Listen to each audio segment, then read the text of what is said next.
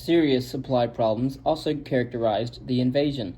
It had been estimated that the battle group closing in on Moscow would need 27 deliveries of fuel by train each day. In November, it received 3 in the course of the whole month.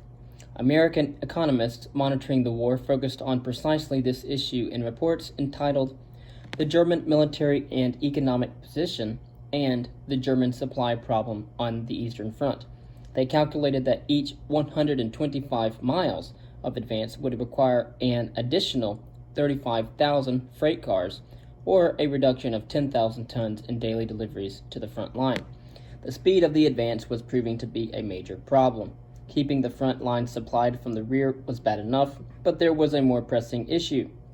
The guiding principle behind the invasion had been the amputation of the rich lands of Ukraine and of southern Russia, the so-called surplus zone. Even when grain shipments were being delivered from the Soviet Union before the invasion started, the effects of the war on food supplies and diets were far more marked in Germany than they had been, for example, in Great Britain. Rather than being boosted by gains in the East, daily calorie consumption, already reduced by the end of 1940, began to plummet further. In fact, the amounts of grain shipped back to Germany after Operation Barbarossa got underway were much lower than had been imported from the Soviet Union in 1939 through 1941. German radio broadcasts attempted to boost morale and provide assurances. Germany used to have plentiful reserves of grain. One news report stated in November of 1941, "Now in wartime we have to do without this kind of luxury." But there was good news, the bulletin went on. There was no need of fear about the shortages and problems of the First World War. Unlike the period between 1914 and 1918, the German people can rely on their food control authorities. This was fighting talk, however, for in fact it was becoming clear that the idea of taking control of an apparently bottomless pool of resources in the East had been an illusion. The army that had been instructed to feed itself from the land was unable to do so, barely surviving and resorting to rustling livestock. Far from boosting the agricultural situation at home, meanwhile, the promised lands on which Hitler and those around him had set their hopes turned out to be a drain. The Soviets' policy of scorched earth robbed the land of much of its wealth. Meanwhile, within the Wehrmacht, confused and contradictory military priorities as well arose. There was constant tension over whether men, tanks, resources, and fuel should be diverted to the center, to the north, or to the south. Sowed seeds that would prove deadly. American estimates made in the spring of 1942 about likely crop yields in the conquered territories of the Soviet Union's south painted a pessimistic picture of the likely harvest in Ukraine and southern Russia. At most, the report suggested 2/3 of pre-invasion yields were possible. Even that, though, would be doing well. For all the territorial gain achieved, therefore, the campaign in the East had failed to deliver not only what had been promised, but what was needed. Just 2 days after the invasion of the Soviet Union, Back had presented his projections regarding wheat requirements as a part of a 4-year economic plan. Germany was facing a deficit of 2.5 million tons per year. The Wehrmacht needed to resolve this, and to secure millions of tons of oil-bearing seeds, the millions of head of cattle and pigs for Germany to eat. This was one reason why Hitler instructed his generals to raze Moscow and Leningrad to the ground. He wanted to prevent people remaining there whom we would then have to feed in the winter. Having predicted that millions would die from food shortages and famine, the Germans now began to identify those who should suffer. First in line were the Russian prisoners. "There is no need to feed them," wrote Göring dismissively. "It is not as though we are bound by any international obligations." On the 16th of September 1941, he gave the order to withdraw food supplies from non-working prisoners of war, that is, those who were too weak or too injured to act as slave labor. A month later, after rations for working captives had already been reduced, they were lowered once again. The effect was devastating. By February of 1942, some 2 million, a total now of 3.3 million, Soviet prisoners were dead, mostly as a result of starvation. To quicken the process, further still, new techniques were devised to eliminate the number of mouths that needed feeding. Prisoners of war were gathered by the hundred so that the effects of pesticides that had been used to fumigate Polish army barracks could be tested on them. Experiments were also carried out on the impact of carbon monoxide poisoning. using vans that had pipes connected to their own exhausts. These tests, which took place in the autumn of 1941, were conducted in locations that were soon to gain notoriety for using the same techniques on a massive scale: Auschwitz and Sachsenhausen. The mass murders that began just weeks after the start of the invasion were a sickening response to the failure of the German attack and the abject inadequacies of the economic and strategic plans. The great granaries of Ukraine and southern Russia had not generated what had been expected of them, and there was an immediate price to pay, not the deportation or immigration of the local population, as Hitler had mentioned in conversation. With too many people and not enough food, there were two obvious targets who had to be demonized in all walks of German life, in the media and in popular consciousness: Russians and Jews. The portrayal of the Slavs as radically inferior, erratic, with a capacity for suffering and violence had been consistently developed before the war, although the vitriol had been toned down after the Molotov-Ribbentrop Agreement was signed in 1939. It started up again after the invasion. As had been forcibly argued, this played directly into the genocide of Russians that started in the late summer of 1941. Anti-Semitism was even more heavily ingrained in Germany before the war, and according to the deposed Kaiser, Wilhelm Kaiser von Bismarck, the Weimar Republic had been prepared by the Jews, made by the Jews, and maintained by Jewish pay. Jews were like mosquitoes, he wrote in 1925, a nuisance that humankind must get rid of some way or another. I believe the best thing would be gas. Such attitudes were not unusual.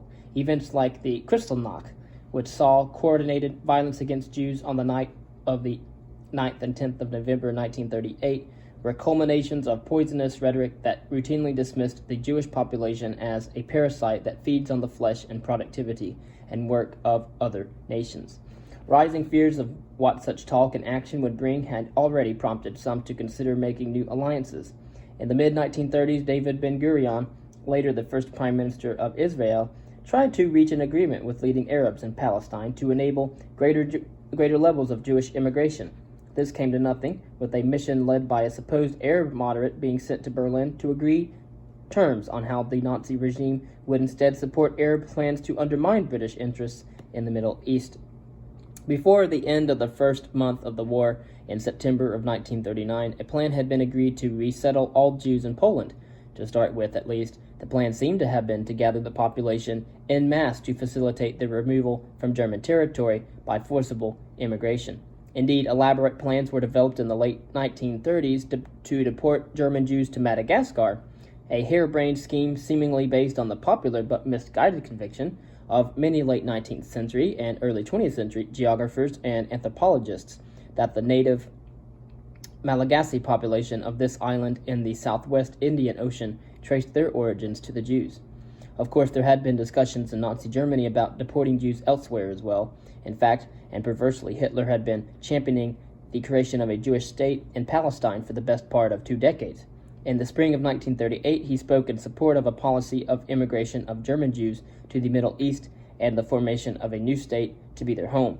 Indeed, in the late 1930s, a high-level mission led by Adolf Eichmann had even been sent to meet with Zionist agents in Palestine to discuss how an accommodation could be reached that would solve what was often called the Jewish question, once and for all.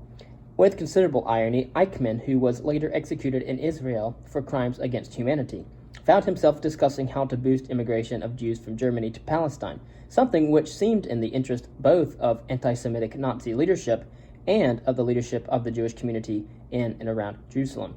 Although the discussions did not result in agreement, the Germans continued to be seen as potentially useful partners even after the start of the war. In the autumn of 1940, Avram Stern, the creator of a movement called the Lehi, which became known to the authorities in Palestine as the Stern Gang, and whose members included the future Prime Minister Yitzhak Shamir, as well as other founding fathers of modern Israel, sent a message to a senior German diplomat in Beirut with a radical proposal. Common interest could exist, it began, between Germany and the true national aspirations of the Jewish people, whom Stern and others purported to represent. If aspirations of the Israeli freedom movement are recognized, it went on, Stern offered to actively take part in the war on the German side.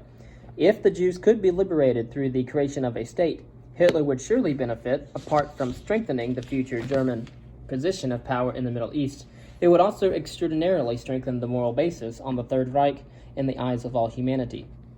This was bluster. In fact, Stern was being pragmatic, even though the hope he placed in allying with Germany were not shared by all within his own organization. All we want of the Germans, he said shortly afterwards to explain his stance, is to bring Jewish recruits to Palestine. In so doing, the war against the British to liberate the homeland will begin here.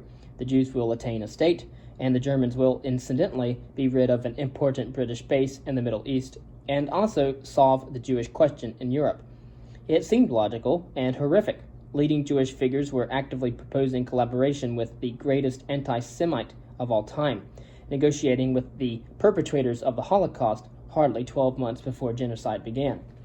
As far as Hitler was concerned, where Jews were deported was unimportant, such as the power of his anti-Semitism. Palestine was just one location among many that were considered, with locations deep inside Russia also discussed seriously. It does not matter where one sends the Jews, Hitler told the Croatian military commander Slavo Katvaternik in 1941. Either Siberia or Madagascar would do. Faced with chronic problems in Russia, this causal attitude now hardened into something more formal and more ruthless as it dawned on Nazi planners that the fact that Jews had been gathered in camps meant that mass murder could be accomplished with little difficulty. Faced with a drain on resources that were already scarce, it was a short jump for a systematically anti-Semitic regime to start to look to murder on a massive scale. Jews were already in camps in Poland. They were a ready and easy target at a time when the Nazi leadership were realizing that there were millions of mouths too many to feed.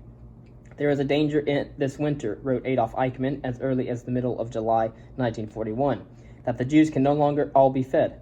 It is to be seriously considered whether the most humane solution might not be to finish those off, the Jews, that is, not capable of labor by some sort of fast-working preparation. The elderly, the infirm, women and children, and those not capable of labor were dismissed as expendable. They were the first step in replacing the X million whose deaths had been so carefully forecast before the invasion of the Soviet Union. So began a chain of events whose scale and horror were unprecedented, the shipment of human beings like livestock to holding pens, where they could be divided into those who would work as slave labor and those who would live, whose lives were deemed to be the price to pay for the survival of others. Southern Russia. Ukraine and the Western Steppe became the cause of genocide. The failure of the land to generate wheat in the anticipated quantities was a direct cause of the Holocaust. In Paris, where the police had been carrying out secret registrations of Jewish and non-Jewish foreigners since the late 1930s, the process of deportation was simply a question of rattling through the card index that was handed to the German occupiers and then sending guards to detain entire families for transportation to camps in the east, mainly in Poland. The registration of Jews in other occupied countries, such as the Netherlands, as part of the broad program of institutionalized Nazi anti-Semitism, also made the process of deporting those now identified as surplus to requirements distressingly easy. Having attacked the Soviet Union with thoughts of surplus zones, thoughts now revolved around surplus populations and how to deal with them. As the hopes of what the invasion would bring were thwarted, the Nazi elite concluded that there was one solution for Germany's problems. In a grotesque mirroring of the meeting that had taken place in Berlin on the 2nd of May 1941, another meeting took place less than 8 months later in Wannsee, a leafy suburb in Berlin. Once again, the question revolved around the issue of the deaths of unquantifiable millions, the name given to the conclusions reached on the frosty morning of the 20th of January 1942 sends shivers down the spine in the eyes of its makers. The genocide of the Jews was simply a response to a problem. The Holocaust was the final solution. Before long, tanks, aircraft, armaments, and supplies were on their way to Moscow from London and Washington as the fight back against Germany began to gather pace. These were networks, trade routes, and communication channels that had functioned since the days of antiquity through the so-called Persian Corridor, stretching inland from the Gulf ports of Abadan, Basra, Bushia, and others, though the interior to Tehran via Iraq and Qom, and eventually through the Caucasus to reach the Soviet Union. Routes were also opened up through the Russian Far East crossed into Central Asia. Russia's old commercial connections with Great Britain were again activated. Despite the challenges involved, Arctic convoys taking provisions and resources to Murmansk and northern Russia had been treacherous enough in the 18th and 19th centuries, doing so within range of U-boats and heavily armored battleships like Tirpitz and Bismarck, which treated the North Sea coast of Norway as their stamping ground, required tremendous resilience and bravery. Sometimes less than half the number of ships that set out made it to their destination and back. And many of the servicemen who traveled this route were not given medals for their service or their bravery for decades after the end of the war. Slowly but surely, the tide turned as German forces were squeezed out of the center of the world. For a moment, it had looked as though Hitler's gamble would pay off. Already a master of Europe, in all but name, his effort to open up Central Asia from the north and from the south seemed to be working when his troops reached the banks of the Volga. But one by one, the gains slipped away as the German army was relentlessly and brutally driven back to Berlin. Hitler plunged into despair as the realization of what has happened dawned on him.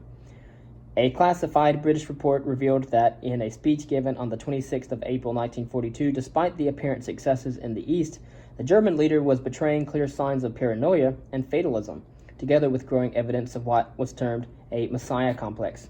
From a psychological perspective, Hitler was an astonishing risk-taker, a man who fitted the profile of a compulsive gambler. His luck was finally starting to run out. The tide began to turn during the summer of 1942. Rommel had been halted at El Alamein, putting paid to the plans of Muhammad al-Husani, who had told the inhabitants of Cairo to prepare lists of homes and workplaces of Jewish residents so they could be rounded up and exterminated in gas vans developed by a fanatical German officer who had been stationed locally. The entry of the United States into the war also took time to make a difference. Shocked into action by the Japanese attack on Pearl Harbor, the Americans geared up for war on two fronts. By the middle of 1942, victory at the epic Battle of Midway enabled the United States to move on to the offensive in the Pacific, while major troop deployments from the start of the following year in North Africa, Sicily, and southern Italy, and later elsewhere in Europe, too promised to turn the course of the war. And again, the United States quelled the resistance in Europe and focused on the Pacific, and as well as in the following year in North Africa, Sicily, and southern Italy as well. Then there was the situation at Stalingrad. In the spring of 1942, Hitler had approved a proposal codenamed Operation Blue that involved German forces swinging through southern Russia to secure the oil fields in the Caucasus that had become central to the Third Reich's war planning. The offensive was ambitious and risky, and victory depended on it, however, as senior generals and Hitler himself realized. If I do not get to the oil of Maikop and Granzi, the German leader declared, then I must end the war. Stalingrad represented a major problem. It was not essential to capture the city, but despite the prestige associated with its name. Although it was an important industrial center, its significance lay in its strategic location on a bend in the Volga. Neutralizing Stalingrad was vital to protecting the gains of Germans envisaging making the Caucasus. In the autumn of 1942, it was clear that things had gone badly wrong. The German offensive had begun late and soon ran into trouble. Manpower, ordnance, and increasingly precious fuel, resources Berlin still could ill afford to spare, were expended in huge quantities at Stalingrad, which was bad enough. They should have kept on pressing into Moscow. But in any case, worst was the fact that attention was diverted away from the campaign's primary strategic goal, oil. Some within Hitler's inner circle, such as Albert Speer, had understood what delays would mean. Germany had to win the war by the end of October before the Russian winter begins, or we have lost it once and for all. While there was still much to do in terms of planning how to uproot German troops from the east and the west, and how to coordinate the pincers that would close in on Berlin, by the end of 1942, the thoughts of the new allies, Britain, the United States of America, and the Soviet Union, were turning to the future. They called it the Triple Alliance. When the leaders of the three countries met at Tehran in 1943 at Yalta, again this was called the Yalta Conference, in the spring of 1945, and finally at Potsdam a few months later, It was clear that the effort, expense, and trauma of another massive confrontation had exhausted Western Europe. It was already obvious that old empires had to be wound down. It was simply a matter of how best to manage this process. In a sign of the pervasive moral fatigue, the question at hand was how to make the least bad decision, and even that was not done successfully. In October 1944, Winston Churchill returned home from a visit to Moscow refreshed and fortified. He told Stalin, thanks to the Russian hospitality, which is renowned, excelling itself. Minutes record the performance of Rachmaninoff's Third Piano Concerto, the opportunities for some light shopping, alongside a host of conclusions reached during the meetings. They do not record the discussions about the fate of post-war Europe, which were excised from the official reports. The territorial integrity of Poland that the House of Commons had sworn to protect in 1939 was surrendered, its borders crudely altered when Winston Churchill decided the moment was apt for business and used a blue pencil to mark a map that moved a third of the country into German territory and gifted a third to the Soviet Union. He also proposed divisions across scores of other countries in Central and Eastern Europe that might be mutually satisfactory, such as a 90-10 split in Romania in favor of the USSR's influence over that of Britain, and the opposite in the case of Greece and Bulgaria, Hungary, and Yugoslavia. A 50-50 division would apply. Even Churchill recognized that the offhand manner in which the fates of millions of people had been decided might be considered rather cynical. The price of keeping Stalin sweet involved the sacrifice of the freedom of half of the continent of Europe. Let us burn the paper, Churchill told the Soviet Supremo. No, replied Stalin, you keep it. Churchill realized the true situation too late. In his famous speech at Fulton in Missouri, 1946, that warned of an iron curtain falling across Europe, he observed that all the capitals of the ancient states of Central and Eastern Europe, Warsaw, Berlin, Prague, Vienna, Budapest, Belgrade, Bucharest, and Sofia, now lay within the sphere of the Soviet Union. But all but Vienna and half of Berlin would stay there. The Second World War had been fought to stop the dark shadow of tyranny falling across Europe. In the end, nothing could or would be done to stop the Iron Curtain descending. And so Europe was cleaved in two at the end of the Second World War.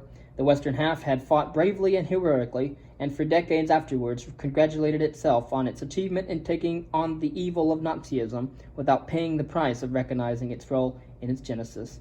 Nor could it spare much thought for the part of the continent that had been surrendered in a new set of post-war settlements.